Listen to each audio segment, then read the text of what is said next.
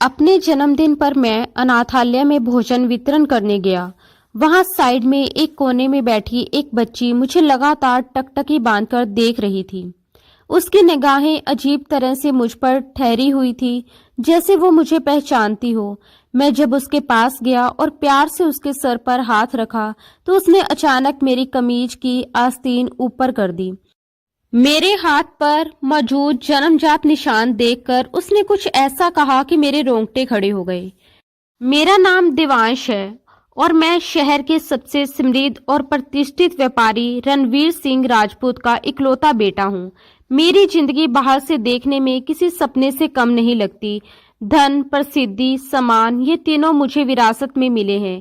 लोग मेरे पिता की मिसालें दिया करते हैं कि रणवीर सिंह न सिर्फ एक सफल व्यवसायी है, बल्कि एक ईश्वर भक्त और बेहद से हृदय इंसान भी है। कहा जाता है कि शहर के आधे अनाथालयों और अस्पतालों का खर्चा वे अपनी जेब से उठाते हैं। मैं बचपन से अपने पिता को अपना आदर्श मानता आया हूँ। उनके व्यक्तित्व की गरिमा, उनका अनुशासन, उनका आत्म संयम हमेशा मुझे प्रभावित करता रहा है। हालांकि वे मेरे साथ कभी ज्यादा घुल मिलकर बात नहीं करते थे और हमारे बीच हमेशा एक सम्मानजनक दूरी बनी रही, फिर भी मैं जानता हूँ कि वे मुझसे प्रेम करते हैं। बस उसे व्यक्त करना शायद उन्हें नहीं आता। मेरी माँ का देहांत तब हो गया जब मैं बहुत छोटा था, इसलिए मैंने पिता को ही माँ और पिता दोनों रूपों में देखा है। उन्होंने दूसरी शादी नहीं की और अपना पूरा जीवन मेरी परवरिश और अपने कारोबार को समर्पित कर दिया। आज मेरी 27वीं सालगिरह थी और परिस्थिति के अनुसार घर में एक बड़ी पार्टी का आयोजन किया गया था, जिसमें शहर के बड़े वर्ग को आमंत्रित किया जाना था। लेकिन मेरा मन इन बनावटी महफिलों से उब चुका था। हर साल वही झूठी मुस्कानें, औपचारिक बधाइयां और स्वार्थी लोगों के महंगे उपहार स्वीकार करना मुझे बोझ लगने लगा। इसलिए इस बार मैंने तय किया कि मैं अपनी सालगिरह की शुरुआत किसी शुभ और नेक काम से करूंगा। मैंने सोचा क्यों न शहर के इस प्राचीन अनाथालय, अपना घर, जाकर वहां के बच्चों के साथ समय बिताऊं और उन्हें भोजन करवाऊं, जिसके ट्रस्टी इस समय मेरे पिता हैं। मैंने सुबह सुबह अपने कर्मचारियों से कहकर बेहतरीन भोजन के डिब्बे और छोटे छोटे उपहार पैक करवाए और पिता को बताए बिना घर से निकल गया। उस समय वे किसी महत्वपूर्ण बैठक में व्यस्त थे। मैं उनके काम में बाधा नहीं डालना चाहता था। गाड़ी चलाते हुए मेरा मूड बेहद खुशगवार था।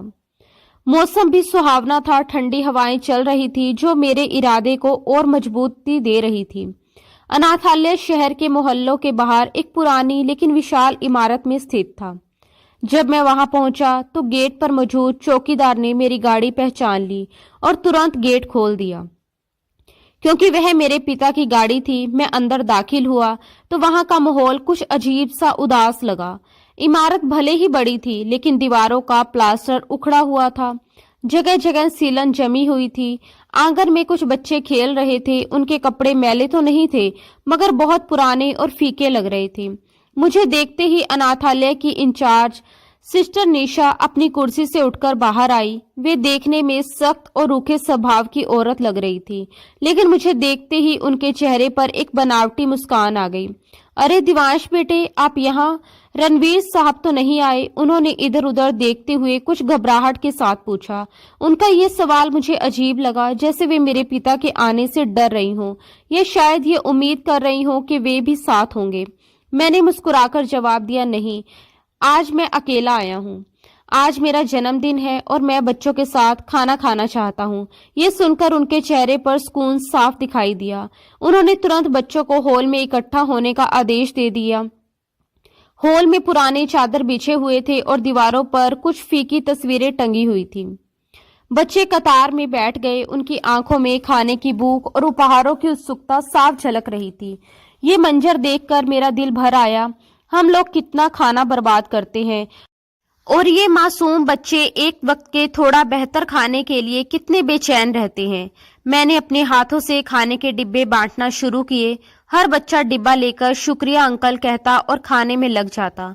सिस्टर निशा मेरे साथ साथ चल रही थी और लगातार मेरे और मेरे पिता की तारीफों के पुल बांध रही थी। रणवीर साहब तो देवता जैसे इंसान है। उन्होंने इस अनाथालय को सहारा दे रखा है, वरना ये कब का बंद हो चुका होता। उनकी ये चापलूसी मुझे खलने लगी। इसलिए मैंने उनसे कहा कि आप दफ्तर में बैठिए, मैं बच्चों के पास खुद जाऊंगा। वे कुछ हिचकिचाती हुई वहां से चली गई। मैं बच्चों के बीच घुल मिल गया, उनसे बातें की, उनके नाम पूछे। मुझे उस पल एक अजीब सा आध्यात्मिक सुकून महसूस हो रहा था, जैसे आज सच में मेरा जन्मदिन किसी नेक उद्देश्य से पूरा हो रहा हो। मन हल्का था और दिल में तसल्ली थी कि मैं इन मासूम बच्चों के चेहरे पर थोड़ी सी मुस्कान ला पाया हूँ। लेकिन इसी दौरान अचानक मेरी नजर हॉल के बिल्कुल आखिरी कोने पर पड़ी। वहां एक मोटे से स्तंभ के पीछे एक बच्ची चुपचाप बैठी हुई थी। वह बाकी बच्चों से बिल्कुल अलग थलग थी, जैसे इस भीड़ का हिस्सा होकर भी उससे कोसों दूर हो। उसने खाने का डिब्बा तक नहीं लिया था। उसकी उम्र शायद 8 या 9 साल के आसपास की होगी। उसके बाल बिखरे हुए थे, जैसे किसी ने उन्हें संवारने की कोशिश ही ना की हो। उसने एक पुरानी सी फ्रॉक पहन रखी थी जिसका रंग उड़ चुका था और जो जगह जगह से घिसी हुई लग रही थी। मगर जो चीज मुझे सबसे ज्यादा अपनी ओर खींच रही थी वो उसकी आंखें थी। बड़ी बड़ी काली आंखें जिनमें बचपना बिल्कुल नहीं था, बल्कि ऐसा लग रहा था जैसे उसमें सदियों का सूनापन, दर्द और एक अजीब सा दबा हुआ गुस्सा भरा हो। वो मुझे टकटकी बांधकर देख रही थी, बिना पलक झपकाए। उसकी नजरों में सवाल भी थे और नफरत भी, मानो वह मुझसे जवाब मांग रही हो। मैंने बाकी बच्चों को वहीं छोड़ा और धीरे धीरे उसकी ओर बढ़ा। मुझे अपनी तरफ आते देखकर ना तो वो डरी, ना ही उसने नजरें झुकाई। उल्टा उसकी घूरने की तीव्रता और बढ़ गई। मैं उसके पास जाकर घुटनों के बल बैठ गया और बहुत ही मुलायम स्वर में पूछा कि बेटा, आपने खाना क्यों नहीं लिया? आपको भूख नहीं लगी क्या? वो चुप रही, बस मेरे चेहरे को गौर से देखने लगी, जैसे मेरे हाव भाव, मेरी आंखें और मेरी सांसों तक को पढ़ने की कोशिश कर रही हो। तभी मेरी नजर उसके हाथ पर पड़ी, एक टूटी हुई गुड़िया पर, जिसे उसने अपनी छाती से कसकर लगा रखा था, जैसे वही उसकी इकलौती दोस्त और सहारा हो। मैंने जेब से एक चॉकलेट निकाली और उसकी ओर बढ़ाते हुए कहा, ये लो, ये बहुत स्वादिष्ट है। उसने पहले मेरे हाथ की ओर देखा, फिर मेरी आंखों में झांका और पहली बार उसके होठ हिले। मुझे तुम्हारी भीख नहीं चाहिए। उसकी आवाज बहुत धीमी थी, लेकिन उसमें जो तीखापन और कड़वाहट थी उसने मुझे भीतर तक हिला दिया।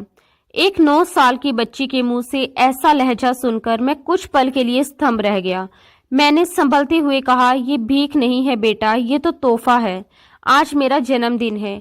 उसने व्यंग्यात्मक अंदाज में मुंह मोड़ लिया और लगभग थूकते हुए बोली, जन्मदिन? अमीर लोग अपनी खुशियां मनाने के लिए हम गरीबों का तमाशा बनाने आते हैं। ये वाक्य निश्चित रूप से उसके अपने नहीं थे। या तो उसने किसी को कहते सुना था या किसी ने उसके मन में ये जहर भर दिया था। मैंने धैर्य से काम लिया और उसके सर पर प्यार से हाथ रखने के लिए अपना हाथ आगे बढ़ाया। जैसे ही मेरा हाथ उसके सर के पास पहुंचा, मेरी कमीज की आस्तीन थोड़ी सी ऊपर हो गई और मेरी कलाई से कुछ ऊपर मौजूद वो जन्मजात निशान साफ दिखाई देने लगा। गहरे भूरे रंग का वो निशान आकार में बिल्कुल एक अर्धचंद्र जैसा था। ये निशान हमारे परिवार के कई लोगों को था। मेरे पिता के हाथ पर भी बिल्कुल ऐसा ही निशान था। दादी कहा करती थी कि ये हमारी खानदानी पहचान है। जैसे ही उस बच्ची की नजर उस निशान पर पड़ी, उसके चेहरे का रंग पल भर में बदल गया। उसकी आंखों में मौजूद नफरत पहले भय में बदली और फिर एक अजीब सी पहचान की चमक उभर आई। अगले ही क्षण उसने झपटकर मेरा हाथ पकड़ लिया। उसके हाथ बर्फ की तरह ठंडे थे। उसने तेजी से मेरी आस्तीन और ऊपर की ओर सरकाई और निशान को अपनी उंगलियों से छूने लगी। उसका स्पर्श अजीब था, जैसे वो यकीन करना चाहती हो कि ये निशान असली है या कोई भ्रम। मैंने हाथ पीछे खींचने की कोशिश की, लेकिन उसकी पकड़ हैरान कर देने वाली मजबूत थी। वह उस निशान को घूर रही थी। उसकी सांसें तेज होती जा रही थी। ये निशान, वो बड़बड़ाई, ये तो उसी का है। किसका? मैं उलझ गया। बेटा, ये मेरा जन्मजात निशान है, मैंने कहा। उसने सिर उठाकर मेरी आंखों में देखा। उस पल उसकी आंखों में आंसू तैर रहे थे। तुम झूठ बोल रहे हो, उसने कांपती हुई आवाज में कहा। ये निशान सिर्फ तुम्हारा नहीं है। फिर उसने लगभग फुसफुसाते हुए जोड़ा, ये निशान उस बड़े साहब का भी है जो रात के अंधेरे में यहाँ आते हैं। मेरा दिल जोर से धक से रह गया। अनाथालय में बड़े साहब का मतलब सिर्फ एक ही होता था, ट्रस्टी यानी मेरे पिता रणवीर सिंह राजपूत। लेकिन वो तो यहाँ सिर्फ सरकारी दौरों पर दिन के उजाले में आते थे, रात के अंधेरे में तुम किसकी बात कर रही हो? मैंने गंभीरता से पूछा। कौन आता है यहाँ रात को? बच्ची ने घबराकर इधर उधर देखा, जैसे उसे डर हो कि कोई सुन ना ले। फिर बहुत धीमी आवाज में बोली, वही आदमी जो खुद को गरीबों का मसीहा कहता है, जिसकी तस्वीर बाहर दफ्तर में लगी है, वो मेरी माँ के पास आता। मेरे रोंगटे खड़े हो गए। बाहर दफ्तर में सिर्फ मेरे पिता की तस्वीर थी। ये बच्ची क्या कह रही थी? क्या मेरे पिता सच में यहाँ आते हैं? अगर आते हैं तो क्यों? और उसकी माँ कौन है? तुम्हारी माँ कहाँ है? मैंने बेचैनी से पूछा। वो यही है। बच्ची ने दीवार की तरफ इशारा किया, उस बंद कमरे की ओर जहाँ किसी को जाने की इजाजत नहीं थी। उसे वहीं कैद रखा जाता है और जब वे लोग आते हैं तो मुझे बाहर निकाल दिया जाता है। उसकी आवाज कांप रही थी। मैंने उनके हाथ पर यही निशान देखा था जब वे मुझे धक्का दे रहे थे। मेरा दिमाग चकराने लगा। ये सब नामुमकिन था। मेरे पिता गीता पढ़ने वाले, दानवीर और नेक इंसान थे। वे इतनी नीचता वाला काम कैसे कर सकते थे? जरूर इस बच्ची को कोई गलतफहमी हुई हो, या फिर ये झूठ बोल रही है। मैंने बचाव के अंदाज में कहा, देखो बेटी, तुम शायद गलत हो। मेरे पिता ऐसे नहीं हैं। मेरी बात पूरी भी नहीं हुई थी कि उस बच्ची ने झटके से मेरा हाथ छुड़ा लिया। उसकी उंगलियों का स्पर्श जाते जाते भी मुझे अजीब सी सिरन दे गया। उसकी आंखों में इतनी तीखी नफरत थी कि मैं अवाक रह गया। सब मर्द एक जैसे होते हैं, तुम भी उसी के बेटे हो, इसलिए तुम्हारे हाथ पर भी यही मनहूस निशान है। उसके शब्दों में भरा जहर मेरे दिल तक उतर गया। मैं सहम सा गया। उस उम्र की बच्ची के भीतर इतनी नफरत, ये सामान्य नहीं था। मैं उससे कुछ और पूछना चाहता था, उसकी माँ के बारे में, उस निशान के बारे में, उस बंद कमरे के बारे में। लेकिन तभी पीछे से सिस्टर निशा की कड़ी और आदेशात्मक आवाज गूंज उठी, वेदिका, तुम यहाँ क्या कर रही हो? वह तेज कदमों से हमारी ओर बढ़ी और आते ही बच्ची को बाजू से पकड़कर अपनी तरफ खींच लिया, जैसे उससे मुझसे अलग करना बेहद जरूरी हो। मैंने तुम्हें मना किया था ना कि मेहमानों को परेशान नहीं करना। चलो अपने कमरे में जाओ। वेदिका ने जाते जाते एक बार फिर मुझे देखा। उसकी निगाहों में डर नहीं था, बल्कि सवाल थे, गहरे बेबस सवाल, जैसे वह मुझसे मदद मांग रही हो और जानती हो कि शायद मैं ही उसका आखिरी सहारा हूँ। सिस्टर निशा ने लगभग घसीटते हुए उसे वहां से हटा दिया और फिर मेरी ओर मुड़कर बनावटी मुस्कान के साथ बोली, सॉरी दिवांश बेटा, ये बच्ची थोड़ी मानसिक रूप से बीमार है, अजीब अजीब बातें करती रहती है, अपनी माँ के मरने के बाद से सदमे में है। इसकी बातों को दिल पर मत लेना। उनकी आवाज में सफाई थी मगर सच्चाई नहीं। मैंने हिचकते हुए कहा, लेकिन ये तो कह रही थी कि इसकी माँ यही है। ये सुनते ही सिस्टर निशा का चेहरा एक पल के लिए जैसे खूनहीन हो गया।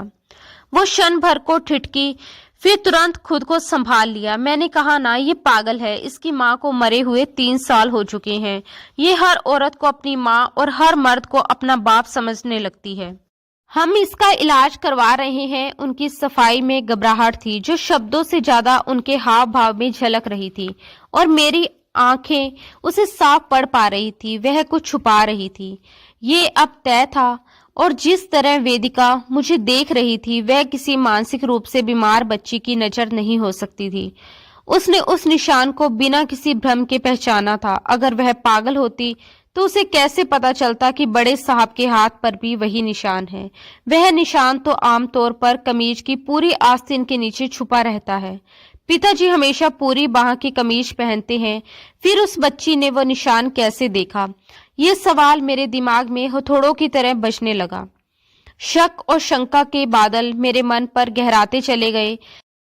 मैंने सिस्टर निशा से आगे बहस नहीं की, क्योंकि मैं जानता था कि अगर यहाँ कुछ गड़बड़ है तो वह मुझे सच कभी नहीं बताएगी। मैं वहां से निकल तो आया, मगर मेरा दिल उसी कोने में, उसी बच्ची की आंखों में अटका रह गया। गाड़ी में बैठते ही मेरे हाथ कांपने लगे। मैंने धीरे से अपनी आस्तीन ऊपर की और उस निशान को देखा, जिसे अब तक मैं अपनी खुशकिस्मती की निशानी समझता आया था। आज पहली बार वो निशान मुझे दाग सा लग रहा था, जैसे किसी पुरानी गुनाह की मोहर हो। क्या वाकई मेरे पिता यहाँ रात को आते हैं? और अगर आते हैं तो क्यों? क्या वह बच्ची सच कह रही थी? वह बंद कमरा जिसका उसने जिक्र किया था, उसके भीतर कौन है? अगर उसकी मां मर चुकी है तो फिर वह किसे कैद रखने की बात कर रही थी? सवालों का एक तूफान मेरे भीतर उठ चुका था, जो मुझे अंदर से खोखला कर रहा था। मैंने गाड़ी स्टार्ट की और घर की तरफ बढ़ गया, लेकिन मन का बोझ हल्का नहीं हुआ। घर पहुंचा तो पार्टी की तैयारियां जोरों पर थी। हर तरफ रोशनी और शोर था, मगर मेरे भीतर अजीब सा सन्नाटा पसरा हुआ था। मैं सीधा अपने कमरे में चला गया। पिता के कमरे की ओर नजर गई। वे अभी तक नहीं आए थे। शाम को जब वे लौटे तो थके हुए और कुछ ज्यादा ही गंभीर लग रहे थे। मैंने पास जाकर नमस्ते किया। उन्होंने हमेशा की तरह मेरे सर पर हाथ रखा और बोले, जन्मदिन मुबारक हो दिवांश। माफ करना, सुबह तुम्हें शुभकामनाएं नहीं दे सका, काम का प्रेशर बहुत है। उनके शब्दों में स्नेह था, लेकिन आज मेरा ध्यान उनकी आवाज पर नहीं, उनकी कलाई पर था, जो कफ वाले बटनों के पीछे छुपी हुई थी।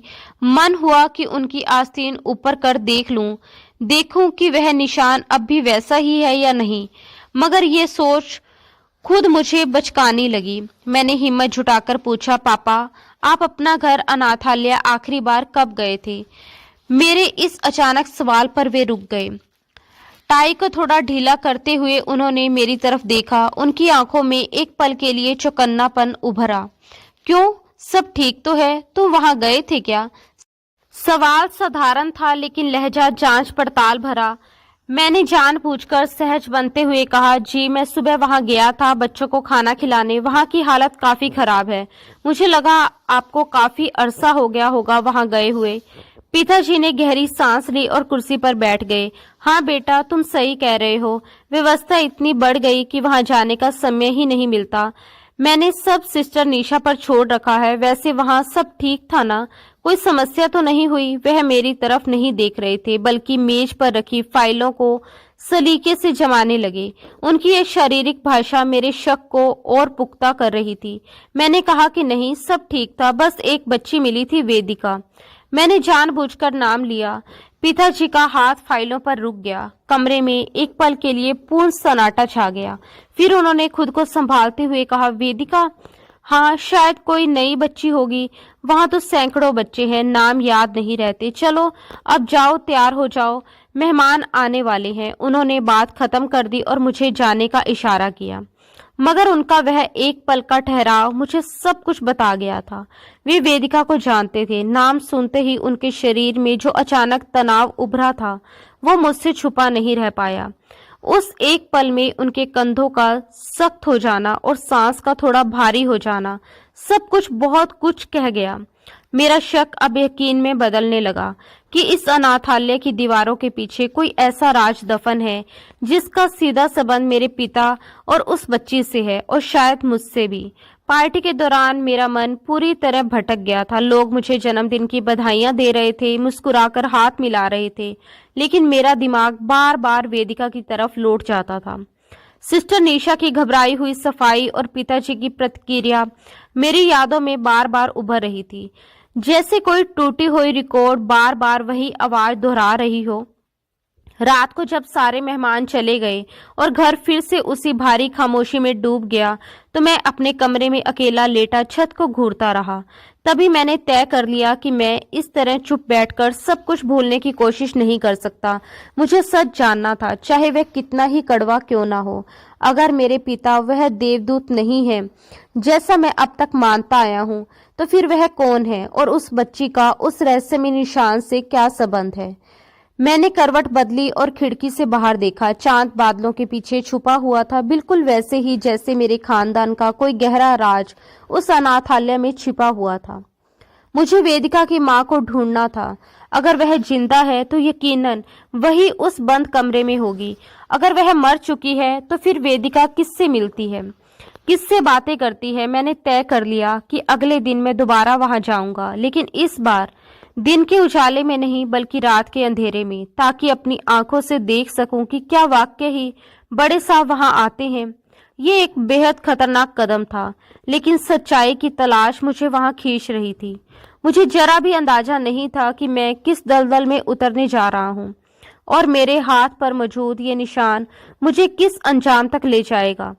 मगर एक बात तय थी, आज की सालगिरह मेरी जिंदगी की आखिरी सुकून भरी सालगिरह थी, क्योंकि कल से मेरी जिंदगी में एक नया अध्याय खुलने वाला था, जिसका शीर्षक था धोखा। रात के शायद 2 बज रहे थे और मेरा आलिशान बेडरूम मुझे किसी कैद खाने जैसा लगने लगा था, जहां मुलायम गद्देदार बिस्तर पर लेटे हुए भी मुझे कांटे चुभते महसूस हो रहे थे। मेरी आंखों से नींद कोसों दूर थी और मन में बार बार वही तस्वीर उभर रही थी, छोटी सी वेदिका की वीरान आंखें और उसका वह वाक्य कि ये निशान तुम्हारे पिता के हाथ पर भी है, जो मेरे कानों में लगातार गूंज रहा था। मैंने बेचैनी में करवट बदली और खिड़की से बाहर देखा, जहां पूरा शहर खामोशी की चादर ओढ़े सो रहा था, मगर मेरे भीतर एक भयानक तूफान मचा हुआ था। मैं अपने पिता को जानता था। वे मेरे लिए हमेशा एक आदर्श रहे थे, एक ऐसे इंसान जिन्होंने मुझे माँ और पिता दोनों का प्यार दिया था।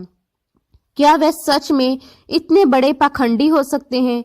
क्या वह अपनी ही संतान को अनाथालय की ठोकरें खाने के लिए छोड़ सकते हैं? मेरा दिल कह रहा था कि ये असंभव है, लेकिन मेरा दिमाग उस बच्ची के अड़िग विश्वास और सिस्टर निशा की घबराहट को नजरअंदाज नहीं कर पा रहा था। मुझे चैन नहीं मिल रहा था और मैं जानता था कि जब तक मैं अपनी आंखों से सच्चाई नहीं देख लूंगा, मुझे सुकून नहीं मिलेगा। आखिरकार मैंने फैसला कर लिया कि मैं अभी इसी वक्त वहां जाऊंगा और इस रहस्य से पर्दा उठाऊंगा। मैं धीरे धीरे बिस्तर से उठा और कमरे से बाहर निकल आया। पूरा घर गहरी नींद और सन्नाटे में डूबा हुआ था। मैं दबे पांव सीढ़ियां उतरा और सीधे गैरेज की तरफ बढ़ा। मैंने अपनी गाड़ी की बजाय ड्राइवर की पुरानी मोटरसाइकिल की चाबी उठाई, जो गैरेज के एक कोने में लटकी रहती थी, क्योंकि गाड़ी की आवाज से चौकीदार जाग सकता था और मोटरसाइकिल को मैं खामोशी से गेट के बाहर तक धकेल सकता था। रात की ठंडी हवा मेरे चेहरे से टकरा रही थी, मगर मेरे जिस्म में एक अजीब सी तपिश दौड़ रही थी। मैंने मोटरसाइकिल को घर से कुछ दूर ले जाकर स्टार्ट किया और उसी रास्ते पर चल पड़ा जिस पर सुबह मैं एक प्रभावशाली व्यक्तित्व बनकर गया था, मगर अब मैं किसी भिखारी की तरह छुपते छुपाते जा रहा था। सड़कें पूरी तरह वीरान थी और स्ट्रीट लाइट की मध्यम रोशनी में पेड़ों की परछाइयां लंबी और डरावनी लग रही थी। लगभग आधे घंटे के बाद मैं अनाथालय की उस पुरानी इमारत के सामने खड़ा था। रात के अंधेरे में ये इमारत और भी ज्यादा जर्जर और उदास दिखाई दे रही थी। मैंने मोटरसाइकिल को एक सुनसान गली में छुपाया और पैदल दीवार के सहारे चलते हुए आगे बढ़ा। मुख्य गेट पर चौकीदार मौजूद था, इसलिए वहां से जाना जोखिम भरा था। तभी मुझे याद आया कि इमारत के पिछले हिस्से में दीवार का कुछ हिस्सा टूटा हुआ है, जहां सुबह मैंने कुछ आवारा कुत्तों को अंदर जाते हुए देखा था। मैं उसी दिशा में बढ़ा और दीवार के टूटे हुए हिस्से से बहुत सावधानी और डर के साथ अंदर प्रवेश कर गया। मेरे जूतों की हल्की सी आवाज सूखे पत्तों पर पड़ी तो मैं एकदम डरकर वहीं ठिठक गया। दिल जैसे गले में आकर अटक गया हो। मैंने चारों तरफ नजर दौड़ाई, मगर वहां कोई नहीं था। चारों ओर गहरा दबाने वाला सन्नाटा पसरा हुआ था। बस कहीं दूर किसी कुत्ते के भौंकने की आवाज आ रही थी, जो इस वीरानी को और डरावना बना रही थी। मैंने खुद को संभालते हुए एक लंबी सांस ली और इमारत के पिछले हिस्से की तरफ बढ़ गया, वहीं जहां वह बंद कमरा या वह अलग थलग हिस्सा था जिसकी ओर वेदिका ने इशारा किया था। ये हिस्सा मुख्य इमारत से थोड़ा हटकर था और यहाँ घास काफी उगी हुई थी, जैसे बरसों से कोई यहाँ आया जाया ना हो। मैं दीवारों से चिपककर बिल्कुल एक साए की तरह आगे बढ़ रहा था। मेरे दिल की धड़कन इतनी तेज थी कि मुझे वो अपने कानों में साफ सुनाई दे रही थी। हर कदम के साथ डर और जिज्ञासा और गहराती जा रही थी। आखिरकार मैं एक ऐसे कमरे के पास पहुंचा जिसकी खिड़की से बहुत हल्की सी पीली रोशनी बाहर झलक रही थी। मेरा दिल बैठ सा गया। ये शायद वही जगह थी। मैं खिड़की के नीचे झुककर बैठ गया और अंदर से आने वाली किसी भी आवाज पर ध्यान लगाने लगा, मगर भीतर पूरी तरह सन्नाटा था। उस खामोशी में भी कुछ भयानक छुपा हुआ महसूस हो रहा था। मैंने हिम्मत जुटाकर धीरे धीरे सिर उठाया और खिड़की से अंदर झांका। जो दृश्य मैंने देखा उसने मेरे पूरे शरीर में सिरन दौड़ा दी। कमरे में एक पुरानी जंजर सी बिस्तर पर वही बच्ची वेदिका बैठी हुई थी। वह सो नहीं रही थी, घुटनों में सिर छुपाए बैठी थी, शायद रो रही थी या किसी अनकहे डर में डूबी हुई थी। उससे थोड़ी दूर पर दूसरे बिस्तर पर एक औरत लेटी हुई थी, जिसका चेहरा दूसरी तरफ था और वह शायद सो रही थी या बेहद कमजोर होकर पड़ी थी। कमरे की हालत बेहद खराब थी। दीवारों का प्लास्टर जगह जगह से उखड़ा हुआ था, नमी के निशान साफ दिखाई दे रहे थे और सामान के नाम पर सिर्फ 2 टूटे हुए पलंग और एक पुरानी सी मेज थी। यह दृश्य मेरे दिल को चीर गया। अगर ये सच में मेरे पिता की दूसरी पत्नी और उनकी बेटी थी तो इन्हें इस हाल में इस तरह छुपाकर क्यों रखा गया था। मैंने बहुत धीरे से खिड़की के शीशे पर खटखटाया। वेदिका चौंक कर सीधी बैठ गई। उसने डरते हुए इधर उधर देखा। मैंने फिर से हल्की सी खटखटाहट की। वह सहमी हुई खिड़की के पास आई। उसकी आंखों में साफ भय था, लेकिन जैसे ही उसने मुझे पहचाना उसके चेहरे पर आश्चर्य और राहत दोनों के भाव उभर आए। उसने जल्दी से खिड़की की कुंडी खोली जो शायद पहले से ही टूटी हुई थी और खिड़की खुल गई। उसने बहुत धीमी आवाज में कहा, तुम यहाँ क्या कर रहे हो? मैंने तुरंत अपनी उंगली होठों पर रखकर उसे चुप रहने का इशारा किया और फुसफुसाते हुए कहा, मुझे तुमसे बात करनी है वेदिका। मुझे सच जानना है। क्या मैं अंदर आ सकता हूँ? उसने सोई हुई औरत की तरफ एक नजर डाली, फिर असमंजस में हल्का सा सिर हिला दिया। मैं सावधानी से खिड़की फांदकर अंदर आ गया। कमरे में घुसते ही एक अजीब सी नमी और बंदपन की गंध मेरे नथुनों में भर गई। वेदिका मेरे सामने खड़ी थी। उसकी बड़ी बड़ी आंखों में अब भी वही सवाल तैर रहा था, तुम क्यों आए हो? उसने धीमी आवाज में पूछा, क्या बड़े मालिक ने तुम्हें भेजा है? मैं तुरंत उसके सामने घुटनों के बल बैठ गया ताकि मेरी ऊंचाई उसके बराबर हो सके और बहुत शांत स्वर में बोला, नहीं वेदिका, मुझे किसी ने नहीं भेजा, मैं खुद आया हूँ। मुझे बताओ, तुमने सुबह जो कहा था क्या वो सच है? क्या सचमुच तुम्हारे पास कोई प्रमाण है? वेदिका ने मेरी आंखों में देर तक देखा। शायद उसे मेरे भीतर की बेचैनी और सच्चाई दिख गई थी, या शायद वह किसी ऐसे इंसान का इंतजार कर रही थी जो उसकी बात सुने। वह बिना कुछ कहे अपने बिस्तर की ओर गई और तकिए के नीचे से एक पुरानी सी किताब निकाली जिसके पन्ने पीले पड़ चुके थे और किनारे घिस चुके थे। उसने किताब खोली और उसके भीतर से एक तस्वीर निकालकर मेरे हाथ पर रख दी। जैसे ही मैंने उस तस्वीर को देखा मेरा दिमाग सुन्न पड़ गया। तस्वीर काली सफेद थी, लेकिन चेहरे साफ पहचाने जा सकते थे। उसमें मेरे पिता रणवीर सिंह राजपूत एक जवान औरत के साथ बैठे थे और उनकी गोद में एक नन्ही सी बच्ची थी। पिता के चेहरे पर वही मुस्कान थी जिसे मैं हमेशा सिर्फ अपने लिए समझता आया था। मैंने कांपते हाथों से तस्वीर की ओर देखा, फिर पलटकर बिस्तर पर सोई हुई औरत की तरफ। वह वही थी, सावित्री। तस्वीर में वह बेहद सुंदर, स्वस्थ और खुश दिखाई दे रही थी, लेकिन अब वह जिंदगी से हारी हुई एक परछाई लग रही थी। ये मेरी माँ है, वेदिका ने बहुत धीमी आवाज में कहा, और ये तुम्हारे पिता हैं। उन्होंने मेरी माँ से विवाह किया था, लेकिन माँ कहती है कि वे बहुत मजबूर थे। तुम्हारी माँ बहुत बीमार थी और वह उन्हें कोई सदमा नहीं देना चाहते थे, इसलिए उन्होंने हमें इस दुनिया से छुपा कर रखा। वेदिका की बातें मेरे दिल पर हथौड़े की तरह बरस रही थी। हर शब्द जैसे मेरी छाती के भीतर कुछ तोड़ रहा था। मैंने भारी आवाज में कहा, लेकिन मेरी माँ के मरने के बाद तो वे तुम्हें अपने घर ले जा सकते थे, तब तो कोई रोक नहीं थी। ये सुनते ही वेदिका की आंखें भर आई, उसके होठ कांपने लगे। माँ कहती है तब उन्हें अपनी इज्जत का डर लगने लगा था। वे शहर के बड़े आदमी बन चुके थे, नेता, उद्योगपति, सब उन्हें आदर्श मानते थे, और हम उनके अतीत की एक ऐसी गलती बन गए थे जिसे वे मिटाना चाहते थे मगर मिटा नहीं सके। इसलिए उन्होंने हमें इस अनाथालय के पीछे कैद कर दिया। उसके शब्दों में कोई शिकायत नहीं थी, सिर्फ थकान थी। वे हर महीने आते हैं, रात के अंधेरे में पैसे देते हैं, माँ को समझाते हैं कि बस कुछ दिन और धैर्य रखो, सब ठीक हो जाएगा, लेकिन वे कुछ दिन कभी नहीं आते। 5 साल हो गए हैं। ये कहते कहते उसकी आवाज टूट गई। मैंने कांपते हाथों से वो तस्वीर वापस उसकी ओर बढ़ा दी।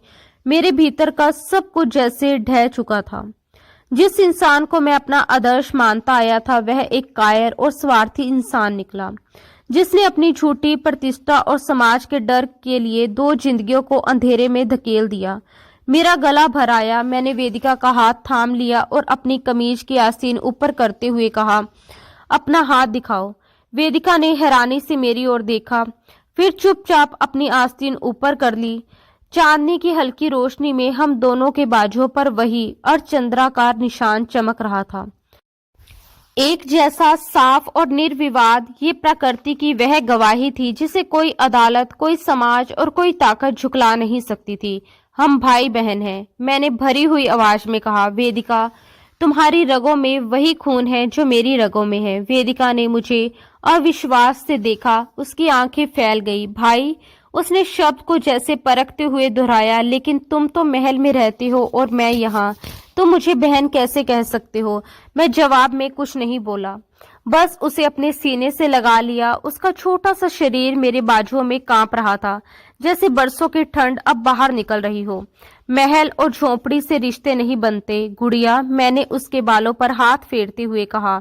मुझे माफ कर दो कि मुझे आने में इतनी देर हो गई। मुझे पता ही नहीं था कि मेरी एक बहन भी है जो मेरा इंतजार कर रही है। मेरी आंखों से आंसू बहकर उसके कंधे पर गिर रहे थे और मैं उन्हें रोक नहीं पा रहा था। उसी पल बिस्तर पर लेटी हुई औरत ने करवट बदली, उसकी आंख खुल गई। उसने हमें यूं गले लगा देखकर तो घबराकर उठ बैठी और कमजोर भयभीत आवाज में बोली, कौन है वेदिका? ये कौन है? मैं तुरंत वेदिका से अलग हुआ और सिर झुकाकर सम्मान के साथ बोला, डरिए मत आंटी, मैं दिवांश हूँ, रणवीर सिंह राजपूत का बेटा। मेरा नाम सुनते ही सावित्री का रंग बदल गया, वह कांपने लगी। देवांश, तुम यहाँ कैसे? उसकी आवाज कांप रही थी। क्या रणवीर ने तुम्हें भेजा है? क्या वह हमें यहाँ से निकालना चाहते हैं? उसके लहजे में इतना गहरा डर था कि मुझे अपने होने पर शर्मिंदगी महसूस हुई। मैंने जल्दी से कहा कि नहीं आंटी, मैं खुद आया हूँ, मुझे आज ही वेदिका से सब पता चला। मैं उसके पास गया और धीमे स्वर में बोला, मुझे अफसोस है कि मेरे पिता ने आपके साथ कभी न्याय नहीं किया। सावित्री ने मुझे ध्यान से देखा, उसकी आंखों में धीरे धीरे ममता उतर आई। शायद उसे मेरे चेहरे में कहीं रणवीर की झलक दिखाई दे गई थी। वह दुखी और थकी हुई आवाज में बोली, तुम बिल्कुल अपने पिता पर गए हो दिवांश। वही आंखें, वही माथा, वही चेहरा। फिर उसने एक पल रुककर मुझे देखा, मानो मेरे भीतर झांकने की कोशिश कर रही हो, और धीमे स्वर में बोली, लेकिन ईश्वर करे तुम्हारा दिल उनके जैसा ना हो। उसका ये वाक्य मेरे लिए किसी तमाचे से कम नहीं था। मुझे लगा जैसे किसी ने मेरे भीतर तक वार कर दिया हो। मैंने तुरंत उसका हाथ थाम लिया और दृढ़ स्वर में कहा कि आंटी, मेरा दिल उनके जैसा नहीं है और मैं आपसे ये वादा करने आया हूँ कि मैं आपको और वेदिका को आपका हक दिलाकर रहूंगा। आप अब यहाँ कैद होकर नहीं रहेंगी, आप मेरे घर उसी सम्मान के साथ रहेंगी जो आपका अधिकार है। ये सुनते ही सावित्री रो पड़ी। उसके आंसू रुकने का नाम नहीं ले रहे थे। वह घबराकर बोली, नहीं बेटा, ये मत करना, तुम्हारा पिता बहुत ताकतवर है, वह अपनी इज्जत और रुतबे के लिए कुछ भी कर सकता है, वह हमें मार देगा। तुम यहाँ से चले जाओ और भूल जाओ कि तुमने हमें कभी देखा था। उसकी बेबसी, उसका डर देखकर मेरा खून खोल उठा। मैंने सिर हिलाकर कहा कि नहीं आंटी, मैं अब कुछ नहीं भूल सकता। मैंने अपनी कमीज की आस्तीन ऊपर की और बाजू दिखाते हुए कहा, ये निशान मुझे भूलने नहीं देगा। मैं वादा करता हूँ कि मैं आपके लिए, वेदिका के लिए, सच के लिए लड़ूंगा। बस मुझे थोड़ा समय दीजिए। मैं नहीं चाहता कि कोई हंगामा हो जिससे आपको कोई नुकसान पहुंचे। मैं कानूनी रास्ता अपनाऊंगा और सबके सामने आपको आपका हक दिलाऊंगा। मैंने वेदिका की ओर देखा, जो उम्मीद और विश्वास भरी आंखों से मुझे देख रही थी। मैं उसके सामने बैठ गया और उसके छोटे छोटे हाथ अपने हाथों में लेकर बोला, वेदिका, आज तुम्हारा भाई तुमसे वादा करता है कि बहुत जल्द वह दिन आएगा जब तुम इस अनाथालय के दरवाजे से नहीं, बल्कि हमारे घर के मुख्य द्वार से अंदर आओगी। कोई तुम्हें छुपा नहीं सकेगा, ये मेरा तुमसे वादा है। वेदिका ने मेरे हाथों को चूम लिया, उसकी आंखों में चमक आ गई। मुझे यकीन है भाई, उसने मुस्कुराकर कहा। माँ कहती थी कि ईश्वर के यहाँ देर है, अंधेर नहीं। शायद तुम ही वह देवदूत हो जिसका हमें इंतजार था। उस पल मुझे वहां ज्यादा रुकना सुरक्षित नहीं लगा। अगर सिस्टर निशा या चौकीदार ने देख लिया तो हालात बिगड़ सकते थे और मैं अभी किसी सीधे टकराव के लिए तैयार नहीं था। मुझे पहले अपने पिता से बात करनी थी और अगर वे ना माने तो फिर कोई दूसरा रास्ता अपनाना था। मैं अब चलता हूँ, मैंने उठते हुए कहा, लेकिन बहुत जल्द वापस आऊंगा। तब तक आप लोग हिम्मत मत हारना और किसी को मत बताना कि मैं यहाँ आया था। मैंने जेब से कुछ पैसे निकाले और सावित्री के तकिए के नीचे रख दिए। ये रख लीजिए, शायद किसी जरूरत में काम आ जाए। फिर मैंने आखिरी बार अपनी बहन को सीने से लगाया और उसी खिड़की से बाहर कूद गया। बाहर का अंधेरा अब भी वैसा का वैसा ही था, मगर मेरे भीतर का अंधेरा छंट चुका था। अब मेरे पास एक उद्देश्य था, एक स्पष्ट लक्ष्य। मैं पिछले दरवाजे से बाहर निकला और अपनी मोटरसाइकिल तक पहुंचा। वापसी के सफर में मेरा दिमाग तेजी से काम कर रहा था। मुझे घर पहुंचकर पिताजी का सामना करना था, लेकिन झगड़े से नहीं बल्कि बुद्धिमानी से। मुझे उन्हें इस सच्चाई के लिए मानसिक रूप से तैयार करना था कि अब वे इसे ज्यादा दिन न छुपा सकें।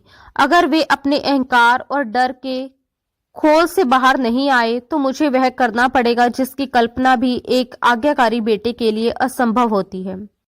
अपने ही पिता के खिलाफ विद्रोह। घर पहुंचकर मैंने मोटरसाइकिल वहीं खड़ी की और चुपचाप अपने कमरे में आ गया। सुबह होने वाली थी और ये सुबह मेरी जिंदगी की सबसे अहम सुबह थी। मैंने आईने में अपना प्रतिबिंब देखा। मेरी आंखों में अब वह लापरवाही नहीं थी, बल्कि एक भारी जिम्मेदारी थी, एक भाई की जिम्मेदारी। अब मुझे देवांश रणवीर नहीं, बल्कि सिर्फ देवांश बनना था, जो सच के साथ खड़ा रह सके, चाहे उसके लिए उसे अपने पिता के सामने ही क्यों ना खड़ा होना पड़े। मैं कुर्सी पर बैठ गया और उस पल का इंतजार करने लगा जब पिताजी जागेंगे और मैं उनसे वो सवाल करूंगा जो 25 सालों से उनका इंतजार कर रहा था। मगर मुझे नहीं पता था कि अगली सुबह जो होने वाला है वह मेरी सारी कल्पनाओं से कहीं ज्यादा कठिन और भावनात्मक होगा, क्योंकि रणवीर सिंह राजपूत इतनी आसानी से अपनी हार स्वीकार करने वाले इंसान नहीं थे। सुबह का सूरज पूरी चमक के साथ उग चुका था और उसकी किरणें भोजन कक्ष की बड़ी बड़ी खिड़कियों से छुनकर अंदर आ रही थी, मगर मेरे भीतर का अंधेरा अभी पूरी तरह नहीं छूटा था। मैं भोजन के मेज के सिरे पर बैठा अपने पिता रणवीर सिंह राजपूत का इंतजार कर रहा था। नौकर नाश्ता लगाकर जा चुके थे, लेकिन मेरे गले से पानी का एक घुट भी नीचे नहीं उतर रहा था। मेरी नजरें लगातार सीढ़ियों पर टिकी थी, जहां से वह व्यक्ति अभी उतरने वाला था, जिसे मैंने सारी उम्र भगवान समझा था और जो पिछली रात मेरे सामने एक अपराधी बनकर बेनकाब हो चुका था। कुछ ही देर में कदमों की आहट सुनाई दी और पिताजी अपनी विशिष्ट शान और शौकत के साथ सीढ़ियां उतरते हुए दिखाई दिए। हर कदम में वही आत्मविश्वास और रौब था जिसे देखकर लोग सवाल करने की हिम्मत खो देते थे। उन्होंने सफेद करीने से इस्त्री किया हुआ कुर्ता पजामा पहन रखा था और चेहरे पर वही प्रभावशाली गंभीरता थी जिसे देखकर दुनिया प्रभावित हो जाती थी। वे आकर अपनी कुर्सी पर बैठे और आदतन अखबार उठा लिया, जैसे ये एक बिल्कुल सामान्य सुबह हो। उन्होंने सरसरी निगाह मुझ पर डाली और शायद मेरे चेहरे की बेचैनी, आंखों की लालिमा और भीतर छिपे तूफान को भांप लिया। देवांश, तुम ठीक तो हो बेटा? रात सोए नहीं क्या? आंखें लाल हो रही हैं तुम्हारी। उनके स्वर में वही पारंपरिक स्नेह था जो अब मुझे एक छल जैसा लग रहा था। मैंने गहरी सांस ली और अपनी कुर्सी उनकी ओर खिसकाई। मैं रात सच में नहीं सो सका पापा, क्योंकि मुझे नींद नहीं आई। मैं सारी रात जागता रहा और सोचता रहा। पिताजी ने अखबार नीचे रखा और ध्यान से मुझे देखने लगे। किस बारे में सोचते रहे? मैंने उनकी आंखों में आंखें डालकर संयम स्वर में कहा, मैं उस निशान के बारे में सोचता रहा पापा, जो प्रकृति ने हमारे बाजुओं पर बनाया है। ये सुनते ही उनके चेहरे पर एक साया सा लहराया और उन्होंने बेचैनी से करवट बदली। ये कैसी अजीब बातें लेकर बैठ गए हो? नाश्ता करो। उन्होंने बात टालने की कोशिश की। मैंने अपनी कमीज की बांह ऊपर की और अपना बाजू मेज पर रख दिया। ये कोई अजीब बात नहीं है पापा, ये प्रकृति की गवाही है और मैं कल रात फिर से अनाथालय गया था। ये वाक्य किसी विस्फोट से कम नहीं था।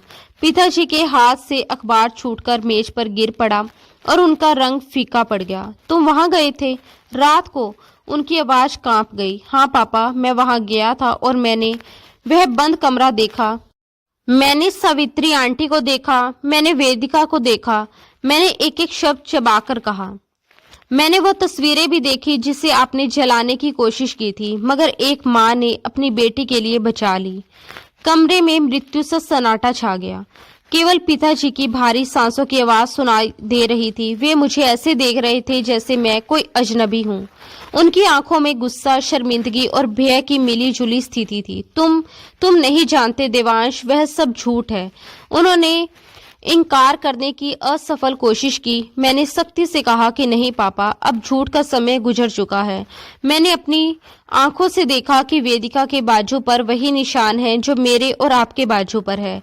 वह मेरी बहन है, आपकी बेटी, जिसे आपने 5-6 साल से कैद कर रखा है, जिंदा दफन कर रखा है, सिर्फ अपनी इस झूठे अहंकार और तथा कथित इज्जत के लिए।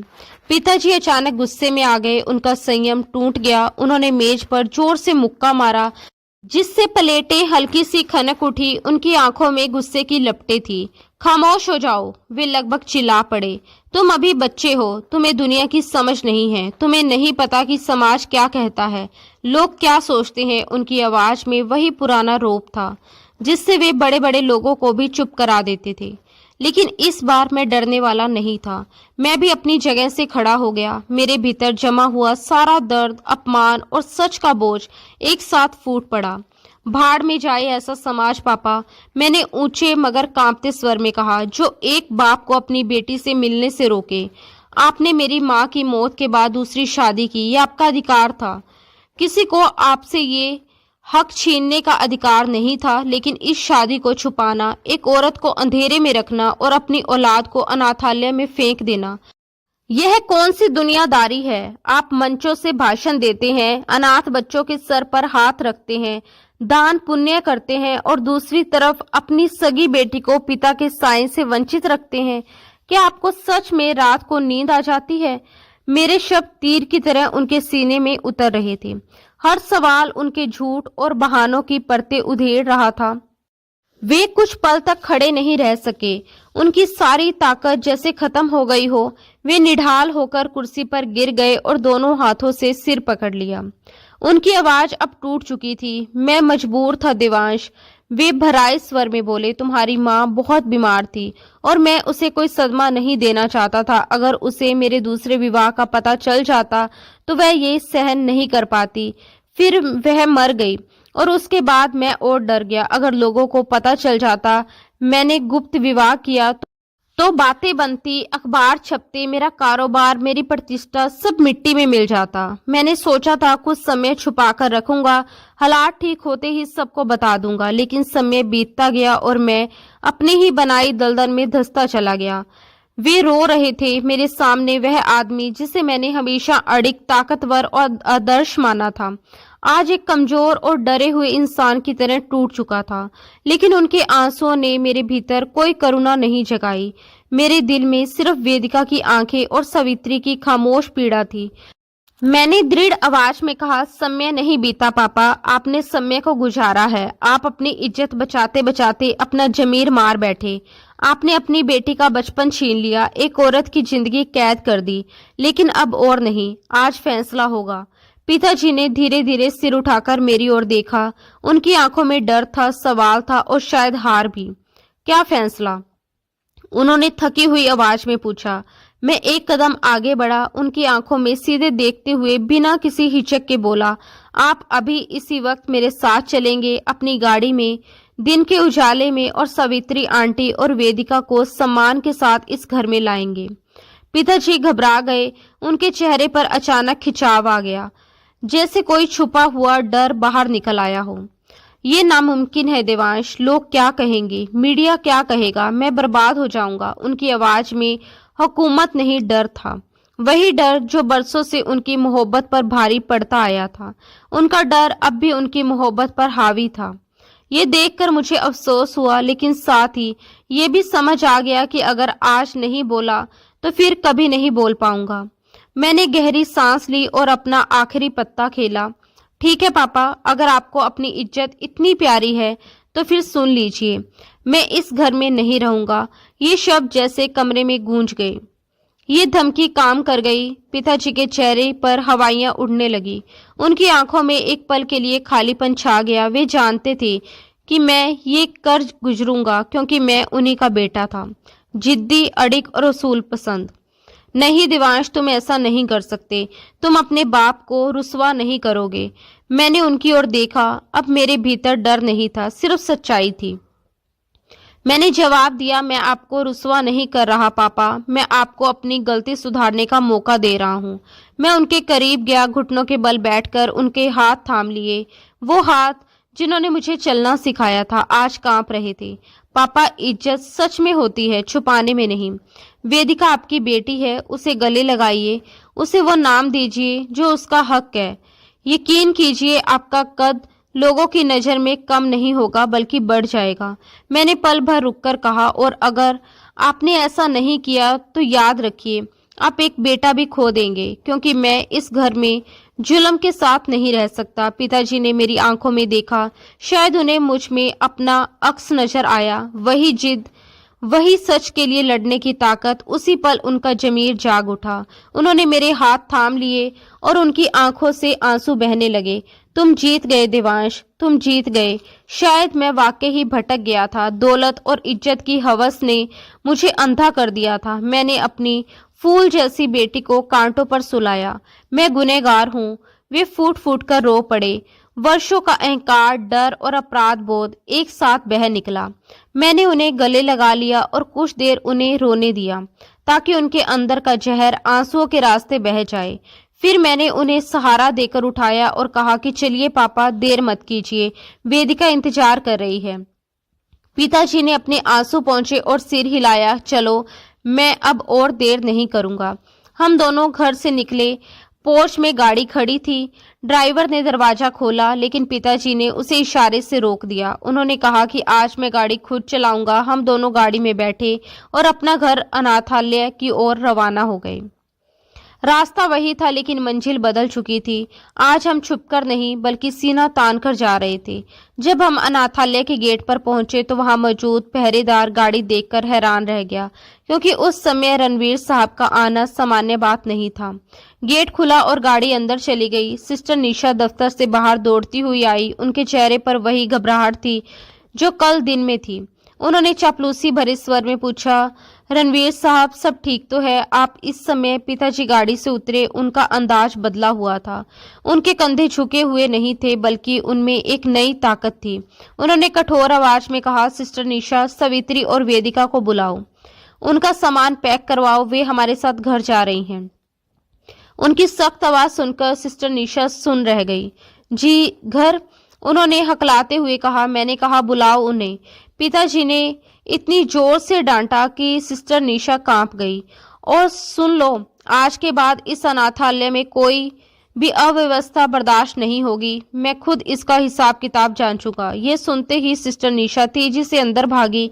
मैं और पापा आंगन में खड़े रहे। कुछ ही मिनटों बाद वह पल आ गया जिसका मुझे बेसब्री से इंतजार था।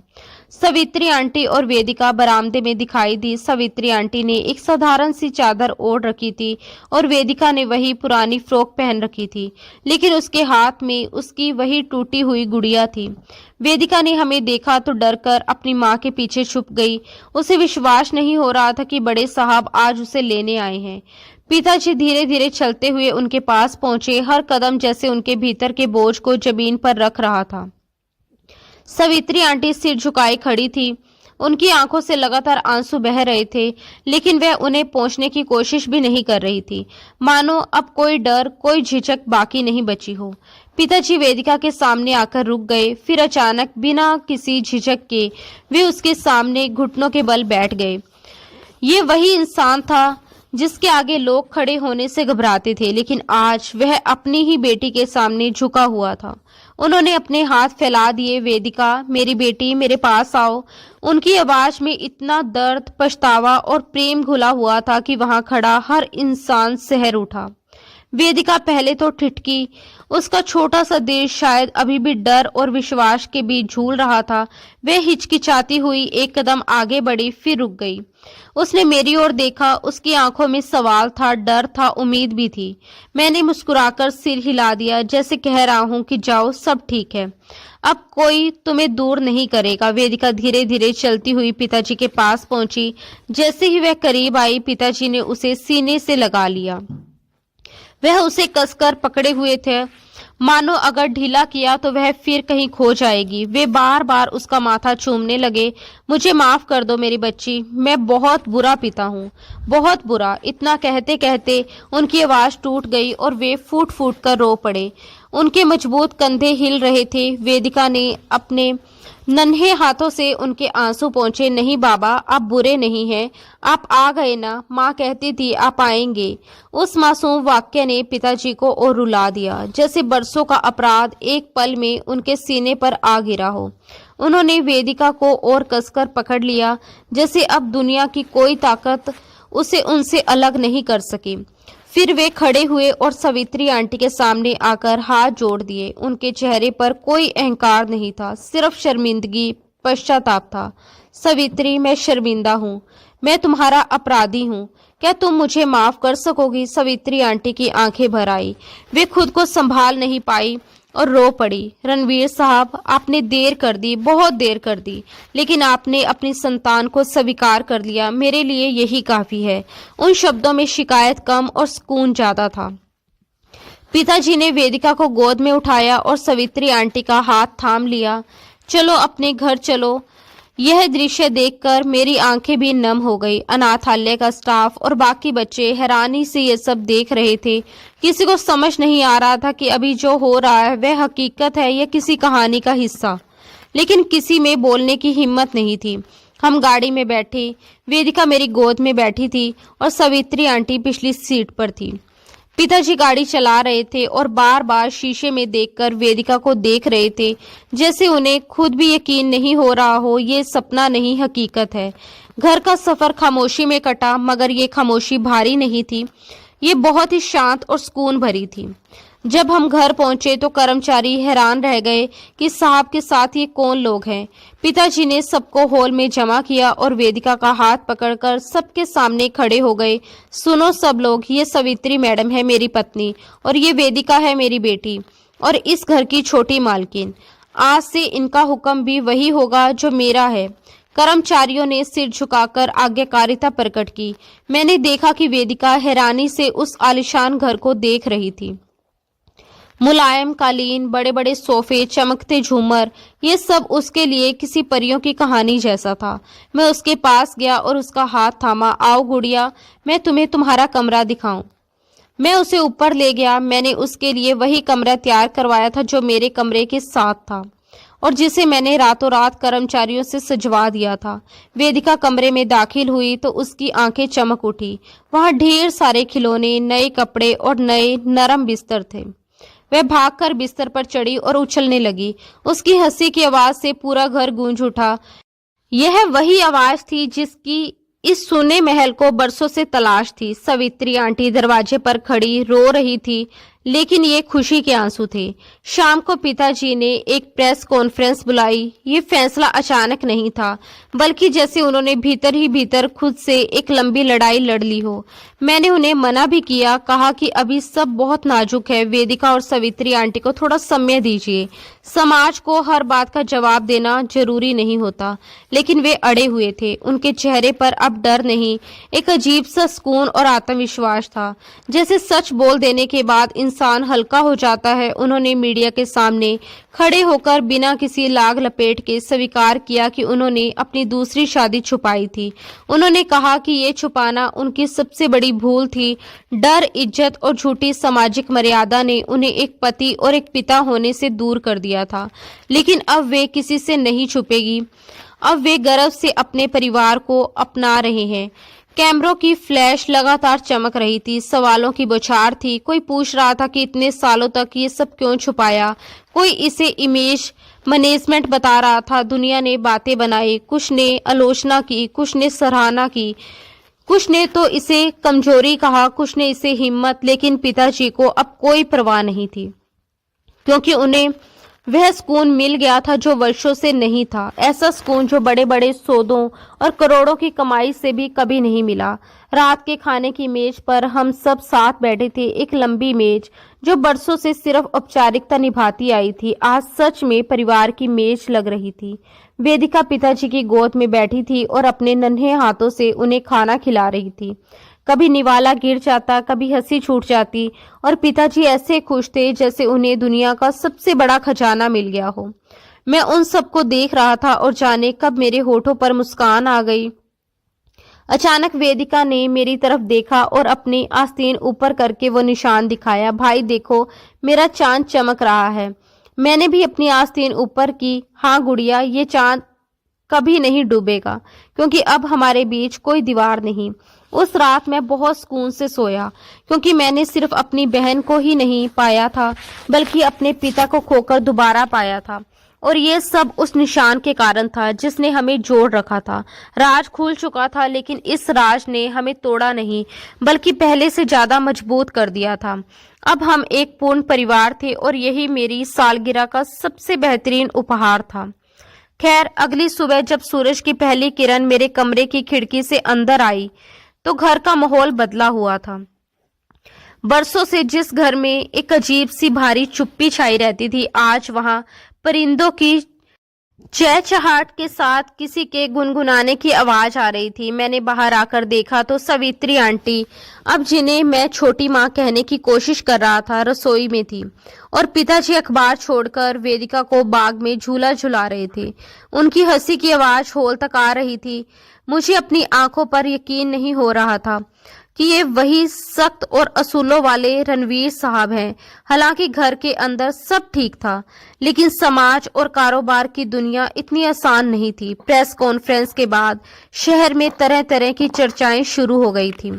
पिताजी के कुछ व्यापारी सहयोगियों ने उनसे दूरी बनानी शुरू कर दी थी। एक शाम जब पिताजी दफ्तर से लौटे तो उनके चेहरे पर हल्की सी चिंता साफ झलक रही थी। वह चिंता वैसी नहीं थी जैसी पहले हुआ करती थी।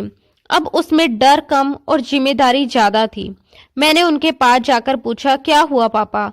क्या लोग अब भी बातें कर रहे हैं? उन्होंने एक गहरी सांस ली, मानो दिल भर का बोझ उसी सांस में बाहर निकाल रहे हों।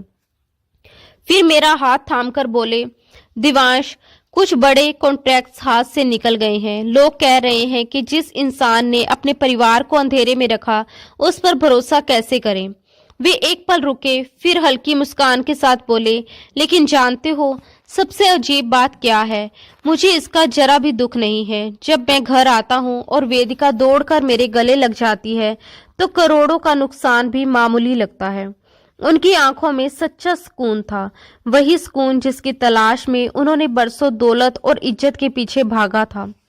कुछ हफ्तों बाद हमने वेदिका का दाखिला शहर के सबसे अच्छे स्कूल में करवाया।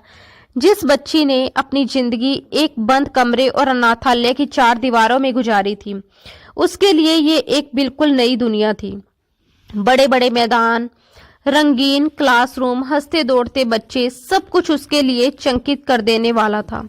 शुरुआत में वह बच्ची को देखकर डर जाती थी और सावित्री माँ का पल्लू नहीं छोड़ती थी। उसकी आंखों में अब भी एक पुराना डर बसता था, जैसे कोई उससे पूछ लेगा, तुम यहाँ कैसे आ गई? एक दिन वह स्कूल से रोती हुई आई, भाई बच्चे कह रहे हैं कि मैं इतने साल कहाँ थी। वे पूछ रहे हैं कि मेरे पास पापा के साथ वाली बचपन की तस्वीर क्यों नहीं है। उस पल मेरे पास कोई जवाब नहीं था, मैं बस उसे देखता रह गया। लेकिन पिताजी आगे बढ़े, उसे गोद में उठा लिया और बेहद स्नेह से बोले, बेटा पिछली तस्वीरें नहीं है तो क्या हुआ, आज से हम इतनी तस्वीरें खींचेंगे कि पुरानी कवियों की जगह ही नहीं बचेगी। उसी दिन हमने तय किया कि हम एक लंबी यात्रा पर जाएंगे, एक ऐसी जगह जहां कोई हमें नहीं जानता हो, जहां हम सिर्फ एक परिवार बनकर रह सकें, बिना सवालों, बिना अतीत के बोझ के। पिताजी ने अपने जीवन का एक बड़ा हिस्सा अब अपना घर, अनाथालय और उसके जैसे अन्य संस्थाओं के सुधार में लगा दिया। उन्होंने सिस्टर निशा जैसे भ्रष्ट लोगों को हटाकर वहां पारदर्शी व्यवस्था लागू की। अब वे केवल अनाथों के सिर पर हाथ नहीं रखते थे बल्कि उनके भविष्य की जिम्मेदारी भी उठाते थे, पढ़ाई, इलाज और सम्मान के साथ जीने का हक। समय बीतता गया, वेदिका अब धीरे धीरे उस सदमे से बाहर आ रही थी। सावित्री माँ ने भी अपने आत्म सम्मान को फिर से पा लिया था। उन्होंने घर को अपनी ममता से स्वर्ग बना दिया था। 2 साल बाद मेरी ग्रेजुएशन की डिग्री मिलने की खुशी में घर पर एक छोटी सी पार्टी रखी गई। पिताजी मंच पर खड़े हुए और बोले, आज मेरा बेटा ग्रेजुएट हो गया है, लेकिन असल में शिक्षक वह है और छात्र मैं। अगर उस दिन देवांश ने अपनी कमीज की बाह ऊपर करके मुझे वह निशान ना दिखाया होता तो आज मैं अपनी इज्जत की लाश ढो रहा होता। मेरे पास दौलत होती, नाम होता, लेकिन परिवार नहीं होता। आज मैं जो भी सम्मान पा रहा हूँ वह मेरी सच्चाई की वजह से है, दिखावे की वजह से नहीं। पार्टी के अंत में हम तीनों, मैं, पापा और वेदिका एक साथ खड़े थे। वेदिका ने हम दोनों के हाथ जोड़कर हवा में उठा दिए। हमारे बाजुओं पर बना वह चांद का निशान बिजली की रोशनी में चमक रहा था। वह निशान अब किसी राज या शर्मिंदगी का प्रतीक नहीं था, बल्कि हमारी पहचान था। वह गवाही थी कि इस बात की कि चाहे अंधेरा कितना भी गहरा क्यों ना हो, सच का सूरज एक दिन जरूर निकलता है। वह बंद कमरा अब खुल चुका था और उसकी जगह अब हमारे दिलों में एक दूसरे के लिए बेशुमार जगह थी। खैर, महीने बीतते गए और घर की दीवारों पर जमी वह पुरानी कड़वाहट की धूल पूरी तरह साफ हो गई। वेदिका अब अनाथालय वाली वह डरी सहमी बच्ची नहीं रही। वह अब घर की लाडली थी, जिसकी शरारतों से पूरा बंगला गूंजता रहता था। पिताजी ने अपने व्यापार में एक बड़ा बदलाव किया। उन्होंने वेदिका फाउंडेशन नाम से एक संस्था शुरू की, जो उन बच्चों की शिक्षा और परवरिश का जिम्मा उठाती थी जिन्हें समाज ने ठुकरा दिया था। शुरुआत में जिस समाज ने पिताजी पर उंगलियां उठाई थी, अब वही समाज उनकी हिम्मत की मिसाल देने लगा था। लोग समझने लगे थे कि अपनी गलती को स्वीकार कर लेना कायरता नहीं, बल्कि सबसे बड़ी बहादुरी है। जो लोग कभी दूरी बना रहे थे, वे अब उनके पास सलाह लेने आने लगे। एक शाम सवित्री माँ ने पुराने संदूक से एक अधजली तस्वीर निकाली। ये वही तस्वीर थी जिसे पिताजी ने सालों पहले मिटाने की कोशिश की थी। उन्होंने वह तस्वीर पिताजी के हाथ में दी। पिताजी की आंखों में आंसू आ गए। उन्होंने मुझे पास बुलाया और कहा, देवांश देखो, नफरत कितनी भी कोशिश कर ले, वह सच को पूरी तरह कभी नहीं जला सकती। उसी रात पिताजी ने वह तस्वीर एक सुंदर फ्रेम में मढ़वाकर घर के मुख्य हॉल में सबके सामने टांग दी। वह तस्वीर अब छुपाने की चीज नहीं थी, बल्कि हमारे परिवार की नींव थी। वेदिका के 10वें जन्मदिन पर एक भव्य समारोह रखा गया। वहां शहर के बड़े बड़े लोग आए थे। वेदिका ने सफेद रंग की फ्रॉक पहनी थी, जिसमें वह बिल्कुल किसी परी जैसी लग रही थी।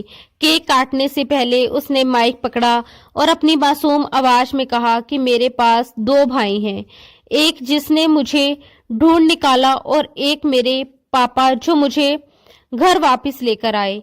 पिताजी ने उसे गले लगा लिया। उसकी आंखों में बहते आंसू अब पश्चाताप के नहीं, बल्कि असीम संतुष्टि के थे। मैंने देखा कि सवित्री माँ दूर खड़ी मुस्कुरा रही थी। उनकी सालों की तपस्या और इंतजार सफल हो गया था। रात के सन्नाटे में मैं और पिताजी बालकोनी में खड़े आकाश को देख रहे थे। चारों ओर गहरी खामोशी थी, लेकिन उस खामोशी में कोई खालीपन नहीं था। ये वही शांति थी जो लंबे संघर्ष के बाद मिलती है। दूर कहीं शहर की हल्की सी आवाजें थी, लेकिन हमारे बीच एक अनकहा सुकून पसरा हुआ था। ठंडी हवा बह रही थी। तारों से भरा आसमान जैसे गवाह बनकर हमें देख रहा हो। पिताजी ने धीरे से मेरे कंधे पर हाथ रखा। उस स्पर्श में अब आदेश या शक्ति नहीं थी, बल्कि भरोसा और अपनापन था। उन्होंने धीमे स्वर में कहा कि बेटा, आज मुझे सुकून की नींद आएगी। मैंने उनकी ओर देखा। उनकी आंखों में पहली बार किसी डर की परछाई नहीं थी। तुमने मुझे सिर्फ मेरी बेटी ही नहीं दी, बल्कि मुझे खुद से रूबरू करवाया। उनके शब्द मेरे दिल में उतर गए। मैंने मुस्कुराते हुए अपनी आस्तीन ऊपर की और उस निशान को देखा। वही चांद जो कभी एक छुपा हुआ राज था, आज खुला हुआ सच बन चुका था। वह अब सिर्फ एक पैदाइशी निशानी नहीं था, बल्कि एक वादा था कि हम कभी अपनों का हाथ नहीं छोड़ेंगे। दोस्तों, ये कहानी हमें ये अनमोल सबक सिखाती है कि झूठ और दिखावे की बुनियाद पर बनाई गई इज्जत की मीनार कभी न कभी गिर ही जाती है, लेकिन सच की जमीन पर बना घर हर तूफान को झेल जाता है। समाज क्या कहेगा, इस डर से अपनों को ठुकराना सबसे बड़ा पाप है। असली सम्मान पद या प्रतिष्ठा में नहीं, बल्कि अपने चरित्र की ईमानदारी और अपने परिवार के प्रति वफादारी में होता है। अंत में जीत हमेशा प्रेम और सत्य की ही होती है। दोस्तों, ये कहानी पूरी तरह काल्पनिक है। इसमें दिखाए गए सभी पात्र, स्थान, घटनाएं और संवाद केवल मनोरंजन व प्रेरणा के उद्देश्य से प्रस्तुत किए गए हैं। किसी भी जीवित या मृत व्यक्ति, असली परिवार या घटना से कोई समानता केवल संयोग मानी जाएगी। हमारा उद्देश्य किसी भी समाज, वर्ग, महिला या परिवार की भावनाओं को आहत करना नहीं है। हाँ दोस्तों, हमारी आज की ये कहानी आपको कैसी लगी कमेंट करके जरूर बताएं और ऐसी ही कहानी सुनने के लिए आप हमारे चैनल को सब्सक्राइब करें और हमारी इस कहानी को एक लाइक भी कर दें, साथ में हाइप भी करें। और हाँ दोस्तों, आप इस कहानी को किस शहर से सुन रहे हैं वो भी कमेंट करके अपने शहर का नाम जरूर बताएं। धन्यवाद दोस्तों, राधे राधे।